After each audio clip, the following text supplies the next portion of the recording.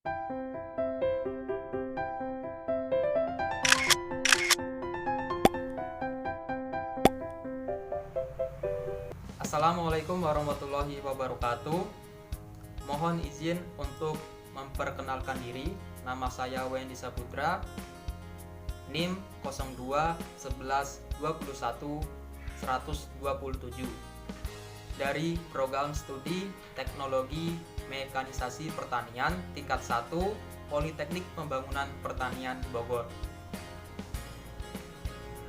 Pada video kali ini saya akan meresum webinar diversifikasi pangan lokal untuk ketahanan pangan yang dilaksanakan pada hari Kamis 2 Juli 2020. Pada webinar tersebut dimoderatori oleh Bapak Leonard Samosir. Pada materi pertama disampaikan oleh Bapak Dr. Insinyur Agung Hendradi selaku Kepala Badan Ketahanan Pangan. Beliau memaparkan program diversifikasi pangan sumber daya lokal. Beliau juga menjelaskan bahwa diversifikasi pangan juga suatu program pemerintah dalam Kementerian Pertanian yang memiliki fungsi dalam kaitannya untuk memperdayakan masyarakat dan mencoba untuk mengatasi pangan pada saat ini. Dampak dari COVID-19 atau pandemi ini mengalami perubahan lingkungan strategis pada bidang pertanian, di antaranya yaitu yang pertama peringatan musim kemarau, yang kedua ancaman krisis pangan, yang ketiga ketersediaan pangan bagi 267 penduduk, yang keempat restriksi atau kelambatan hambatan impor pangan dari negara-negara lain. Dalam mengatasi ancaman tersebut, Kementerian Pertanian mempunyai suatu program dan kebijakan, yaitu dengan meningkatkan produktivitas pangan pokok, memperlancar di distribusi pangan, mempermudah akses transportasi, menjaga stabilitas harga, mengembangkan buffer stok, dan intervensi pasar. Di dalam program-program tersebut, Kementerian Pertanian ada 4 tindakan. Cara tindakan pertama yaitu peningkatan kapasitas produksi. Cara tindakan kedua yaitu diversifikasi pangan lokal. Cara tindakan yang ketiga yaitu penguatan cadangan dan sistem logistik pangan. Cara tindakan yang keempat yaitu pengembangan pertanian dengan secara modern. Tujuan pengembangan diversifikasi pangan lokal pengganti beras yaitu mengurangi ketergantungan terhadap sumber pangan tertentu, menjamin ketersediaan pangan masyarakat secara mandiri, dan menjamin kecukupan gizi secara hidup atau dapat hidup aktif dan sehat dan produktif. Dalam diversifikasi pangan ini juga diharapkan dalam satu wilayah atau desa dapat menghasilkan satu atau lebih produk atau komoditi tersedianya panganan lokal pengganti beras yang sesuai standar mutu dan gizi. Berikutnya, menciptakan produk pangan lokal yang lebih kompetitif. Preferensi masyarakat terhadap panganan lokal diharapkan meningkat.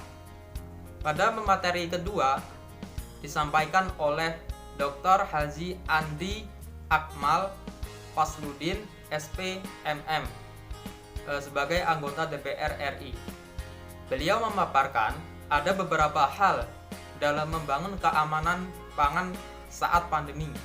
Yang pertama yaitu 3 pilar keamanan pangan yang harus dipastikan stabil, yaitu ketersediaan pangan, akses pangan, dan pemanfaatan pangan.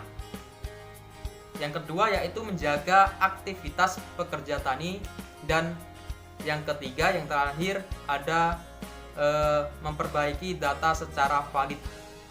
Dalam penyampaiannya dijelaskan bahwa pemerintah akan mendukung program-program yang sedang dijalankan oleh Kementerian Pertanian demi menunjang kesejahteraan pangan.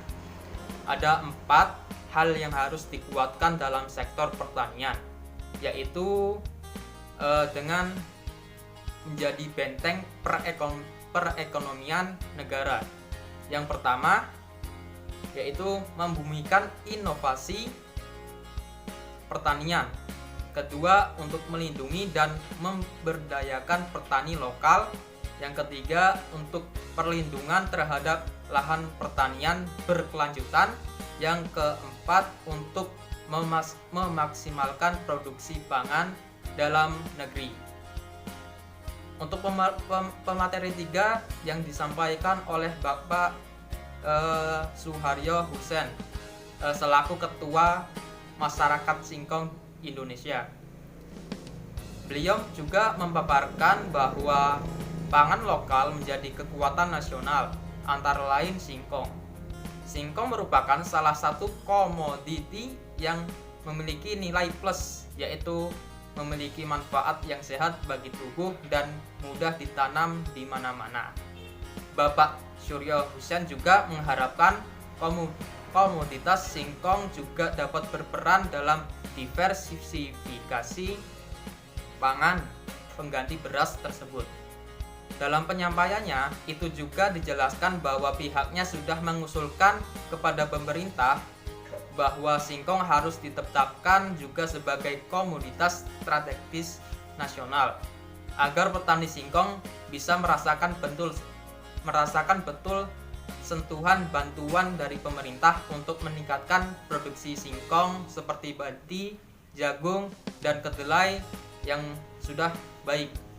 Beliau juga menyebutkan hasil dari produksi singkong dapat dimanfaatkan secara efisien dan efektif untuk penyediaan pangan seperti beras komposit atau termasuk beras tepung singkong. Usaha tersebut bisa dimulai dari rumah tangga, desa, kecamatan, kabupaten, atau kota sampai ke nasional. Pemateri keempat yang disampaikan oleh Bapak Dede Edi Prasetya SEMM. Beliau juga menyebutkan peran UMKM di Indonesia. Peran UMKM di Indonesia sangat kontribusi dalam pertumbuhan ekonomi di Indonesia. Bisa dilihat dari UMKM THD PDB ada 61% pada tahun 2018. Kontribusi tenaga kerja UMKM THD 97,00% pada tahun 2018. Kontribusi ekspor non migas ada 14,37% pada tahun 2018. Dan juga masa pandemi ini UMKM harus mengamankan posisi, karena apabila tidak ini akan berpengaruh terhadap pertumbuhan ekonomi, termasuknya di UMKM. Selanjutnya materi yang kelima atau yang terakhir yang disampaikan oleh Dr. Sani. Beliau menyampaikan bahwa sistem pertanian itu harus berorientasi pada pasar dengan pencapaian ekonomi yang optimal dan memperhatikan keseimbangan fungsi ekologis antara air, tanah, udara, juga fungsi sosial budaya setempat, yaitu melalui penerapan adaptasi teknologi yang ramah lingkungan. Ada dukungan dari pemerintah lokal dan nasional untuk dapat mengatasi masalah di tingkat nasional dan global. Tanggapan saya dalam diadakannya webinar diversifikasi pangan lokal untuk ketahanan pangan ini sangat bermanfaat untuk peserta atau masyarakat luas. Karena sektor pertanian pada saat pandemi ini memerlukan antisipasi dan respons cepat dalam upaya ketahanan pangan.